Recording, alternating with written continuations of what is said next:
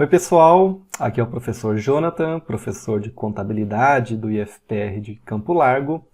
Nessa aula de hoje nós começaremos a estudar a estrutura do balanço patrimonial. Quando nós falamos em estrutura do balanço patrimonial, nós estamos falando da organização padronizada da apresentação das contas no balanço patrimonial, tá? Por que é importante conhecer ou existir uma padronização da apresentação dessas contas no balanço? Porque isso facilita muito a leitura das informações que estão apresentadas no balanço pelas pessoas que não participaram da elaboração desse relatório, tá? Então, por exemplo, quando vocês conhecem a estrutura do balanço patrimonial, vocês conseguem também interpretar as informações que estão apresentadas nos balanços patrimoniais de outras empresas. Tá? Então, por exemplo, aqui no Paraná nós temos, próximo a Campo Largo, inclusive, nós temos algumas empresas que são de capital aberto, que negociam ações na Bolsa de Valores. É o caso, por exemplo, da Copel, da Sanepar, da Votorantim. Tá? Então, conhecendo essa estrutura, vocês serão capazes já de ler as informações, né, do balanço patrimonial dessas empresas e extrair as informações sobre o patrimônio dela. Tá? Mas isso não se aplica, essa estrutura, essa padronização não se aplica só para a leitura de novos investidores que queiram investir na empresa. Ela serve também para pequenas empresas, quando elas vão captar recursos, pedir empréstimos ou financiamentos nos bancos. Tá? Por quê? Porque uma vez que existe essa padronização, o banco ele tem mais facilidade de conhecer a situação econômica e financeira da empresa, existindo essa padronização. Tá? Bom, nessa aula de hoje, especificamente, nós estudaremos a estrutura do ativo. Ou seja, como é a estrutura de apresentação e organização de contas do ativo, tá? Bom, nas aulas anteriores nós já vimos que as contas do ativo, os bens e direitos, elas devem ser apresentadas no balanço patrimonial em ordem decrescente de liquidez. Bom, e o que é essa liquidez? A liquidez é o prazo, é a velocidade com que os bens e direitos eles se convertem em dinheiro. Tá? Então, assim, quais são os bens e direitos mais líquidos que uma empresa tem? Ora, o bem mais líquido é o dinheiro que ela já tem em caixa. Por quê? Porque ele já é dinheiro, né? Bom, e qual seria o segundo bem ou direito mais líquido? É aquele dinheiro que ela tem em conta bancária. Por quê? Porque é só a empresa ir lá no caixa ou no caixa eletrônico ou no caixa do próprio banco e sacar esse dinheiro que ele já se converterá em dinheiro. Tá? Sacar esse valor na conta bancária e ele vai se converter em dinheiro. Bom, então, no ativo nós apresentamos primeiro aquelas contas que já são dinheiro ou estão mais próximas de se converter em dinheiro. E lá por último nós apresentamos aquelas contas que demorarão mais para se transformar em dinheiro. Geralmente, as contas que são apresentadas lá embaixo são aquelas contas dos bens usados na própria atividade econômica da empresa. Tá? Então, por exemplo, veículos usados pela empresa para fazer entregas ou prestar serviços, quando a gente está falando de uma empresa de serviços, né? Máquinas usadas na produção, quando a gente está falando de uma empresa industrial, o próprio prédio da parte administrativa, imóveis, ou que mais? Prateleiras, móveis, balcões, vitrines de uma empresa comercial. Esses são os bens que são apresentados lá por último. Por quê? Porque é dito que eles são menos líquidos, ou que a liquidez deles é baixa, porque para a empresa continuar o seu negócio, ela precisa manter esses bens, né? Esses bens são usados na própria atividade econômica da empresa. Então, dificilmente ela vai querer vender esses ativos, exceto se em algumas ocasiões especiais, né? Como a própria renovação desses bens, vender para comprar novos, ou ainda, em último caso, quando a empresa faliu e está vendendo seus ativos. Mas, no curso normal, geralmente a empresa não tem pretensão de vender aqueles bens que são usados na sua atividade econômica, né, para conseguir fazer o seu negócio. Então, por isso é dito que eles são os menos líquidos. Tá joia? Bom, então lá na nossa estrutura do ativo, nós apresentaremos as contas em ordem decrescente de liquidez. Primeiro as mais líquidas, aquelas mais próximas de se tornar dinheiro, e por último aquelas que demorarão mais para se tornar dinheiro. Tá? Bom, para facilitar a leitura do ativo, existe uma regrinha, que é classificar as contas em dois grandes grupos, que são chamados ativo circulante e passivo circulante. O primeiro grupo, que é chamado de ativo circulante, ele vai representar aqueles bens e direitos que se converterão em dinheiro em até 12 meses após a data do balanço patrimonial. Tá? Então, assim, aqueles bens e direitos que ou já são dinheiro, ou se converterão em dinheiro em até 12 meses a partir da data do balanço. Por quê? Porque nós podemos elaborar o balanço patrimonial em diferentes datas, né? Final do mês, final do ano, final de um semestre. Então, o período de referência desses 12 meses é sempre a data do balanço patrimonial. Tá? Esses bens e direitos que ficam classificados lá no ativo circulante, eles representam aqueles bens e direitos que se converterão em dinheiro no curto prazo. Então é comum também ser dito que o ativo circulante representa os bens e direitos de curto prazo. Por quê? Porque no curto prazo eles se converterão em dinheiro. Tá? Bom, e o ativo não circulante? O ativo não circulante ele representa os bens e direitos que se converterão em dinheiro após 12 meses, ou ainda aqueles que a empresa não planeja vender. Tá? Então, esses que a empresa não planeja vender são aqueles que eu mencionei antes, aqueles bens usados na própria atividade econômica, que no curso normal dessa atividade não se espera que a empresa tenha pretensão de vender, porque ela usa esses bens para conseguir fazer o seu negócio. Tá? E essas contas que ficam lá no ativo não circulante, é dito que elas representam os ativos que se converterão em dinheiro no longo prazo. Então eles também são chamados de contas de longo prazo. Tá ok? Bom, e como é que fica então a divisão do nosso ativo?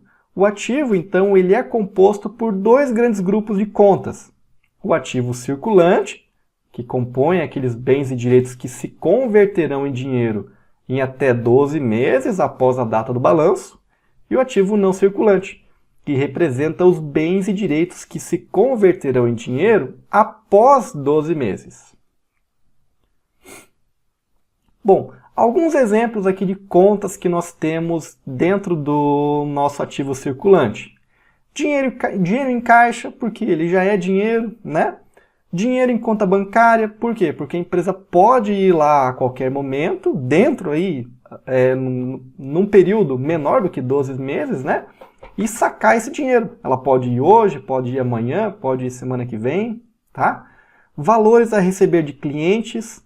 Esses valores são aqueles valores de curto prazo, aqueles valores que o prazo de pagamento dos clientes é de até 1 ano, tá? Então, se a empresa faz uma venda para o cliente pagar daqui a 2 anos, daí não fica no ativo circulante, daí vai ficar lá no não circulante, tá ok? Estoques também é um ativo, uma conta do ativo circulante. Por quê? Porque são produtos, mercadorias que estão disponíveis para venda. Então a empresa pode vender hoje, pode vender amanhã, pode vender semana que vem, né? Se espera que ela venda em até 1 ano, tá ok?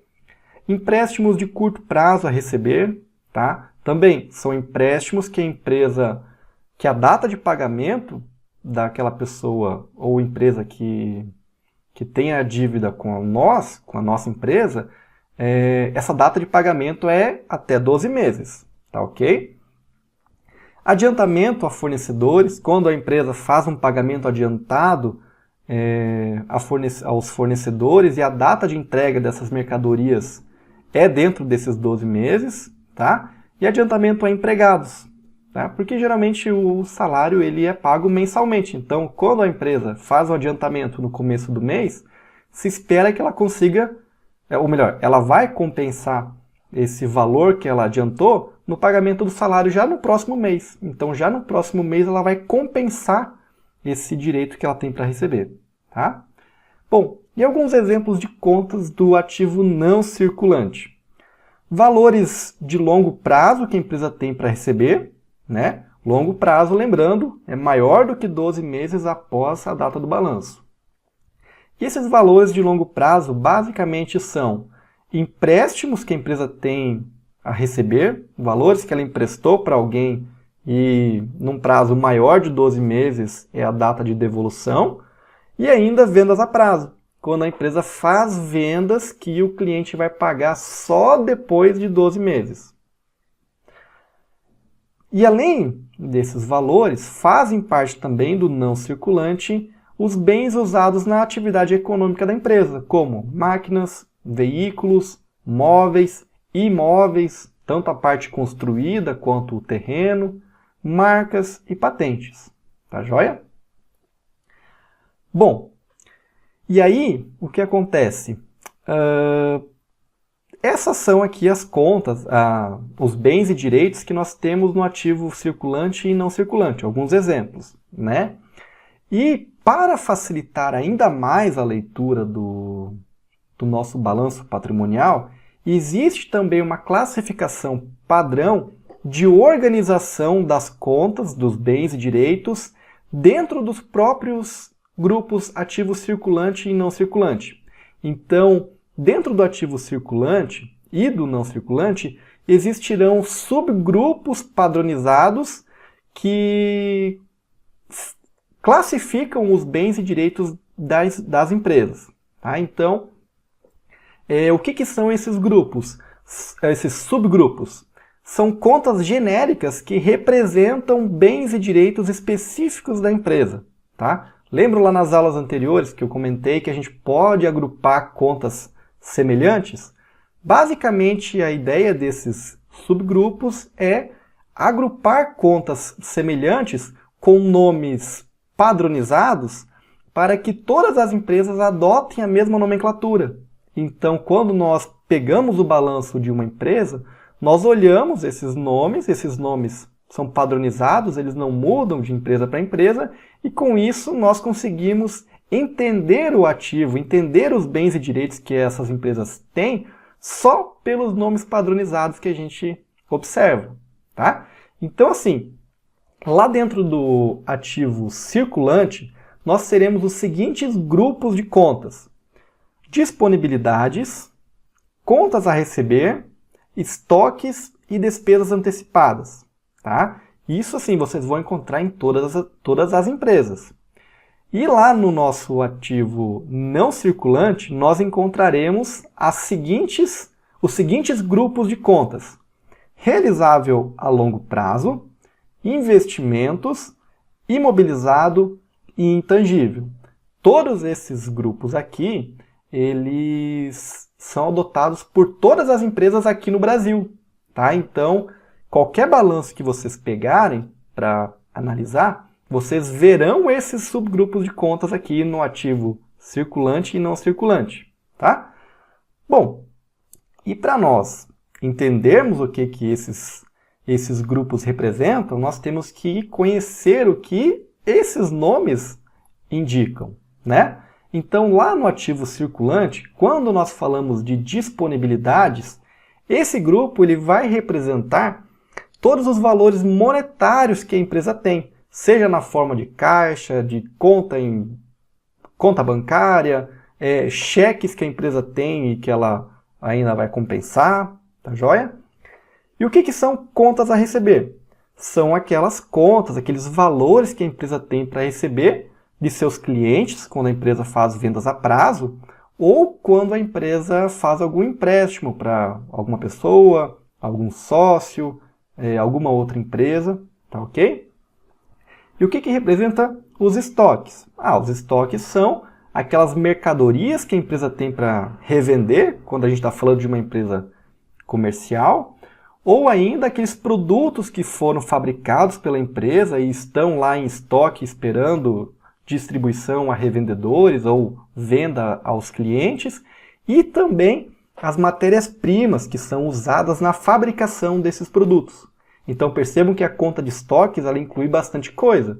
É desde mercadoria para revender, produtos fabricados que a empresa tem pronto lá no armazém para despachar para os revendedores, e também matéria-prima que é usada como insumo na fabricação desses produtos.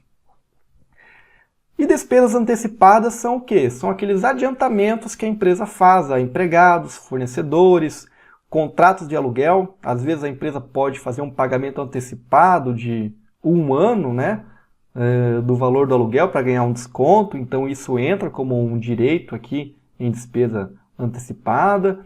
Contratos de internet, às vezes isso também acontece. Seguros, acontece a mesma coisa, tá ok? Então é isso que representa esse grupo chamado despesas antecipadas. E as contas lá, os grupos de contas que nós temos no ativo não circulante. Nós temos o realizável a longo prazo, que representa os valores que a empresa tem para receber com prazo maior do que 12 meses. Tá? Então, por exemplo, nós temos esses valores que se originam de empréstimos que a empresa faz e que o prazo de devolução desse dinheiro é maior do que 12 meses, ou ainda vendas a prazo, quando a empresa faz vendas que o prazo de pagamento pelo cliente é maior do que 12 meses. Investimentos. Esse subgrupo de contas, ele vai indicar aquelas participações que a nossa empresa tem em outras empresas. Então, por exemplo, quando a empresa destina um dinheiro para investir, para abrir uma filial, esse valor que ela investiu é registrado aqui nessa conta de investimentos, tá joia? E também fazem parte dessa conta aqui, desse grupo de contas investimentos, aquelas aquisições que a empresa faz esperando valorização ao longo do tempo. Então, quando a empresa compra, por exemplo, um terreno ou uma obra de arte que ela não está usando no dia a dia do negócio, né? Mas sim esperando, fazendo uma especulação imobiliária, por exemplo, aí esse bem que ela comprou é classificado como um investimento. Tá? Se o terreno ele é usado na atividade econômica da empresa, daí ele não é um investimento. Tá? É só quando ele não está sendo usado na atividade econômica e está sendo guardado, esperando lá para ser vendido mais para frente. O imobilizado, o que representa esse grupo de contas? Representa todos aqueles bens que são usados na atividade econômica da empresa, como por exemplo, veículos, móveis, imóveis, ferramentas, né? Terreno, quando o terreno é usado na atividade econômica, daí ele é um imobilizado, tá? Existe uma piada, né, muito comum nas empresas quando tem uma pessoa, um empregado, uma empregada que trabalha há bastante tempo na empresa, que a piada é que essa pessoa ela virou imobilizado da empresa, né? O que representa essa ideia de imobilizado? Olha, é uma pessoa que está há muito tempo da empresa, então ela é praticamente um patrimônio da empresa, ela é um imobilizado, é uma pessoa que virou aqui quase um bem de longo prazo da empresa, tá? Então o imobilizado representa todos aqueles bens usados na atividade econômica, tá joia? E, por fim, o subgrupo intangível, ele é representado por todos aqueles bens intangíveis, não corpóreos, que não têm uma substância física, mas que são propriedades da empresa, como, por exemplo, marcas, patentes. Bom, então, a estrutura do balanço patrimonial, né, a estrutura padronizada do ativo, lá no balanço patrimonial, é essa daqui, ó, pessoal. São dois grandes grupos, né? O ativo circulante e o ativo não circulante, e dentro desses grupos existem outros subgrupos, que são disponibilidades, contas a receber, estoques e despesas antecipadas. E os subgrupos do não circulante são o realizável a longo prazo, investimentos, imobilizado e intangível. Observe aqui uma coisa interessante.